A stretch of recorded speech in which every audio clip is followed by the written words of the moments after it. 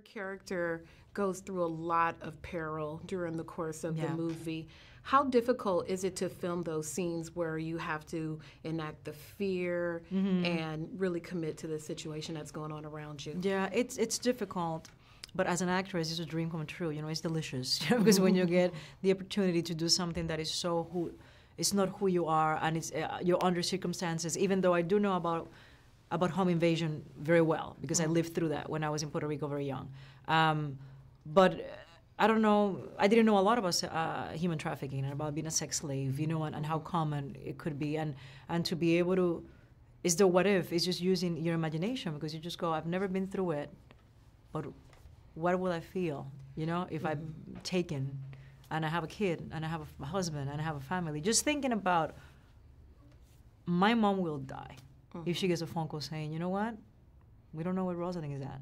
You know what I mean? And just her suffering is enough for me to be like, oh my God, you know? Yeah, it's intense. Touching on that, what you said you've been through that as a child living in Puerto Rico, did you find yourself drawing on those experiences when you've had those type of dangerous experiences? Have you pushed it away, or was a source of I use it.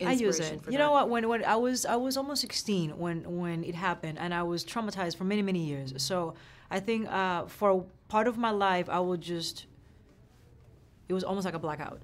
Like I wouldn't even think about it.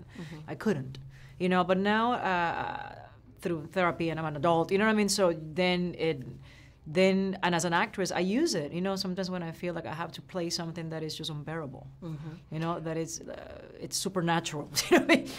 You think about it, yeah.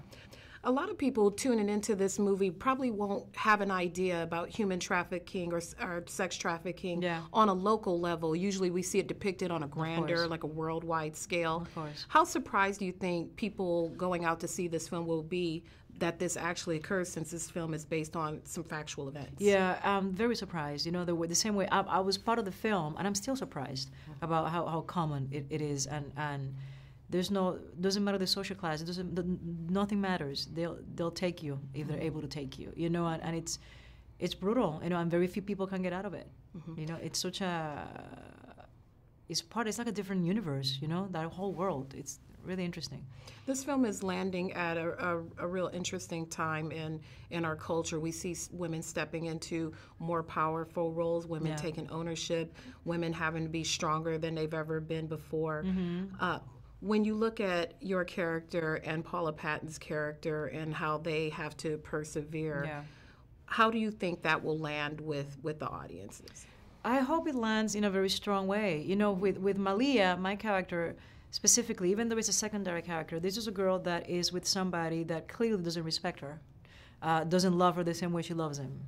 And women, when we get comfortable, we kind of like get blinded, you know? And then because of the perks that Malia gets by being part of this relationship, you will take it.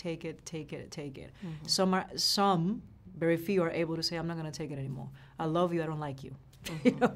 So I need to exit, you know? And the fact that she does it, you know, that she's finally finding the courage to say, I'm not happy. I don't care who you are. I'm not happy. You're disrespectful. You know, I'm out.